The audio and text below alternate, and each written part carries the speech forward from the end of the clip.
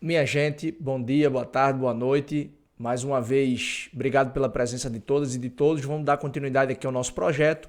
Hoje a gente vai responder a nossa 11ª questão, ainda tratando um pouco sobre o objeto da ação direta de inconstitucionalidade, mas também a gente vai tocar e vamos entrar, na verdade, no assunto súmulas vinculantes, perfeito? Então eu já vou fazer a exposição na telinha aí para vocês, para que acompanhem comigo a nossa 11ª questão, que é uma questão retirada lá do 6º Exame de Ordem Unificado de 2012. Então acompanhem comigo, olhem só o que a questão fala para a gente. Não pode ser objeto de ação direta de inconstitucionalidade. Letra A, decreto que promulga tratado, decreto legislativo que aprova tratado, resolução e súmula vinculante. Olha só, em aulas anteriores, pessoal, o que a gente discutiu aqui? O que é que eu posso impugnar através de uma ação direta de inconstitucionalidade? Eu posso impugnar uma lei federal ou uma lei estadual criada após a égide da Constituição Federal de 88 e desde que ainda esteja em vigor. E é uma questão lógica. Por que a lei tem que estar em vigor? Obviamente, uma consequência, né, ou a consequência principal da declaração de inconstitucionalidade de uma lei é exatamente a sua retirada do ordenamento jurídico e, como regra, o desfazimento dos seus efeitos, né, das relações jurídicas que foram tuteladas por essa legislação. Só que, olhem só, quando a gente diz assim, pode ser alvo de uma ação direta de inconstitucionalidade, uma lei federal e uma lei estadual, ainda assim, apesar desses requisitos, né, criada após a Constituição Federal, após o início da vigência da Constituição Federal de 88 e ainda em vigor, isso é algo muito genérico. Por quê? Porque eu preciso minudenciar, eu preciso especificar dentro desses parâmetros o que de fato eu posso impugnar através de ADIM. Vejam, a gente geralmente diz e a gente geralmente aprende que o que eu posso impugnar, né, através de um ADIM são as chamadas normas primárias, que são aqueles atos normativos, aquelas normas que, ao serem criadas, elas inovam na ordem jurídica. Onde é que eu encontro esse catálogo? Onde é que eu posso encontrar a síntese desses chamados atos normativos primários? Basta você ir, e a gente vai observar agora na tela, lá para o artigo 59 da Constituição, não é? Que é o artigo que trata aí sobre o processo legislativo. Vocês acompanham aí na tela o que é que esse dispositivo está dizendo para a gente aqui. Ele está falando, olha, o processo legislativo compreende o quê? Compreende, né, a elaboração de emendas à Constituição, a elaboração de leis complementares, de leis ordinárias, de leis delegadas, medidas provisórias, decretos legislativos e resoluções. Eu poderia aqui também colocar, pessoal, aquilo que nós chamamos de decreto autônomo, não é? Que está lá previsto no artigo 84 da Constituição, que é aquela possibilidade do presidente, né, expedir um decreto cujo fundamento é a própria Constituição. Veja, lá no artigo 84 existem competências do presidente da República expressas. Algumas, por exemplo, uma delas, por exemplo, é a expedição de decreto regulamentar. O presidente da República ele pode expedir um decreto, né, para fiel execução, esclarecer, minudenciar como aquela lei vai ser aplicada. Esse decreto regulamentar ele não é uma norma primária, porque ele serve para, né, regulamentar uma lei. Então não há possibilidade de se impugnar um decreto regulamentar através de ADIM, porque ele não é uma norma primária. Mas o decreto autônomo, previsto ali no artigo 84, inciso 6, por exemplo, que possibilita ao presidente da República extinguir mediante decreto cargos públicos quando vagos, ou seja, não precisa de lei para extinguir um cargo público quando vago. Esse decreto, imagina, o presidente extingue um cargo público preenchido, provido. Esse decreto autônomo pode ser alvo de uma ação direta de inconstitucionalidade, porque é uma norma primária que inova na ordem jurídica. Então a gente encontra isso daí. Todos esses dispositivos, né, eles podem ser, todos esses exemplos aí de atos normativos que a gente está vendo aí na telinha, podem ser impugnados através de ação direta de inconstitucionalidade. Eu acho que não ficou muito claro aqui, mas você deve estar vendo aí o rabisco decreto autônomo, tá bom? Mas aí a grande discussão que a gente precisa enfrentar aqui, pessoal, é basicamente a seguinte, tá? Eu já entendi essas normas primárias, mas dentro dessas alternativas aí, o que eu tenho de resposta? Como é que eu devo refletir, né, para poder responder essa questão? Olha só. De cara, a gente já vê que a alternativa A fala de decreto que promulga tratado e decreto legislativo que aprova tratado. Esses dois decretos, eles podem sim ser alvo da ação direta de inconstitucionalidade. Eu não sei se você se recorda, mas quem celebra um tratado internacional é o presidente da República, na condição de chefe de Estado. Isso está lá, inclusive, no artigo 84 da Constituição. Só que os tratados celebrados pelo presidente da República, como representante da República Federativa do Brasil, precisa passar pelo referendo do Congresso Nacional. Isso está lá no artigo 49 da Constituição, né?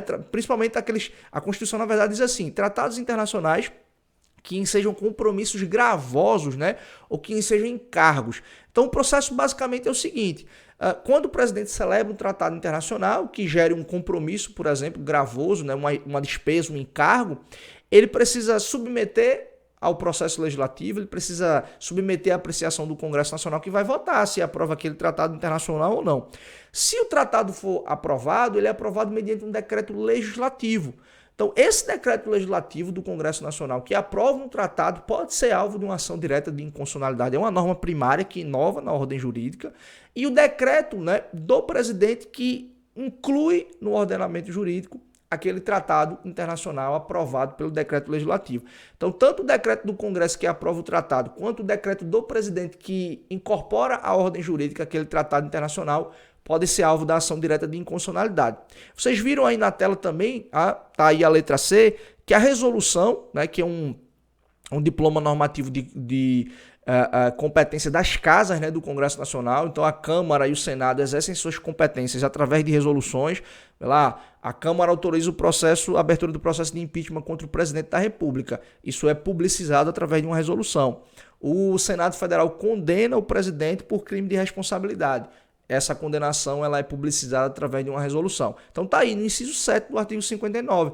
A resolução ela pode sim ser impugnada através de uma ação direta de inconstitucionalidade. Então, por tabela, a nossa resposta aqui seria súmula vinculante.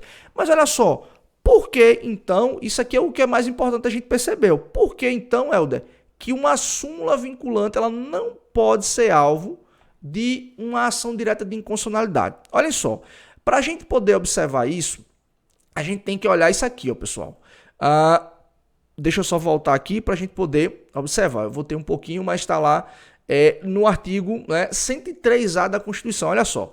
Esse artigo 103 é o que dá o fundamento da súmula vinculante. Então, esse artigo 103 ele diz o seguinte: o Supremo Tribunal Federal poderá, de ofício ou por provocação, mediante 2/3, eu quero que você preste atenção, porque há questões, por exemplo, que dizem que a súmula vinculante ela é aprovada mediante maioria absoluta, mas o quórum aqui previsto na Constituição são 2/3, né, de seus membros. Após reiteradas decisões sobre matéria constitucional, veja, está negritado, não é qualquer matéria que vai levar o Supremo Tribunal Federal a expedir uma súmula vinculante, né? São reiteradas decisões aqui, está negritado, são reiteradas decisões em matéria o quê? Constitucional. Então, aprovar a súmula que a partir da sua publicação na imprensa oficial terá efeito vinculante, ou seja, obrigatoriamente deverá ser cumprida, né? E vincula quem? Os órgãos do Poder Judiciário e os órgãos da administração pública, nas 3 esferas da federação. Só que esse dispositivo constitucional ele termina dizendo assim, bem como proceder à sua revisão ou cancelamento na forma estabelecida em lei. A lei que regulamenta a súmula vinculante, pessoal, é essa lei aí, ó. A Lei 11.417 de 2006. E essa lei ela é muito importante porque ela tem um dispositivo bem interessante para a gente, o artigo 3º. Esse artigo 3º estabelece quem pode propor um enunciado de súmula vinculante, né, quem pode propor o seu cancelamento, quem pode propor sua revisão. Basicamente, o que eu quero que você perceba aqui é o seguinte: esse rol aí do artigo 3º, né, que estabelece quem pode propor a edição, a revisão ou o cancelamento de uma súmula vinculante, ele é praticamente igual ao rol do artigo 103, que estabelece aqueles que são legitimados para a propositura de um ADIM, de um ADC, de uma DPF. A diferença aí que vocês vão encontrar na tela aí são esses dois aqui, ó, que estão inclusive negritados. O inciso 6 do artigo 3º, que diz que o Defensor Público Geral da União pode propor, né, a edição, a revisão e o cancelamento de um enunciado de súmula vinculante. E esse inciso 11 aqui, que é gigante, que tem uma série de outros legitimados. Então, os tribunais superiores, os tribunais de justiça dos estados e assim por diante.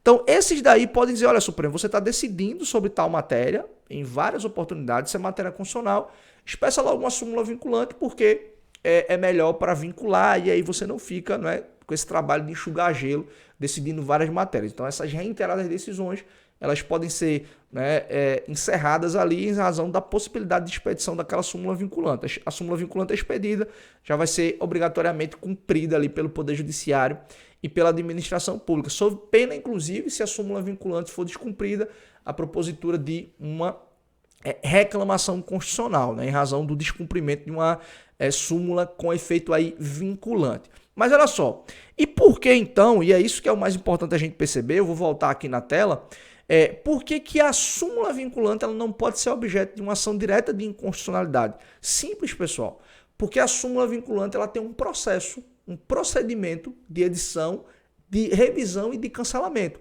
Então, segundo o Supremo Tribunal Federal, como basicamente os legitimados são praticamente os mesmos para a impugnação através de um ADIM, o que é que o legitimado vai fazer? Ele não vai impugnar através de um ADIM. Ele próprio, por estar lá no artigo 3º, né, da lei que regulamenta a súmula vinculante, ele pode fazer o quê? Ele pode propor a revisão, ele pode propor o cancelamento, ele pode propor a própria expedição de uma súmula vinculante. Então, nesse sentido, como há um procedimento próprio de impugnação, não concordo com aquele determinado enunciado de súmula vinculante, quero que ela seja cancelada, e eu sou um legitimado do artigo 103, eu não vou propor um ADIM, cujo processo é mais complexo, é mais laborioso. Eu posso propor o quê? O cancelamento daquela súmula vinculante. Essa é a razão pela qual a nossa resposta aqui, conforme você está vendo aí na tela, é exatamente a nossa letra D. Não pode ser alvo de uma ação direta de inconstitucionalidade a súmula vinculante. Perfeito, pessoal? Então, olha só, espero que você tenha gostado dessa resolução aqui, dessa questão, que tenha lembrado algumas informações que você tenha eventualmente deixado passar. Se você gostou do vídeo, curta, compartilhe, faz a inscrição no canal se você não está inscrito ainda. Já tem uma série de outros vídeos, né, respondendo outras questões. Você está vendo aí, nós estamos na 11ª questão, né, do exame de ordem. A gente vai, na medida do possível, responder praticamente todas as questões que foram cobradas pela FGV até agora. Então, manda esse vídeo aí para algum amigo, para alguma amiga que esteja eventualmente estudando para a próxima primeira fase do exame de ordem, tá bom? Então, te aguardo no próximo vídeo. Até o nosso próximo encontro.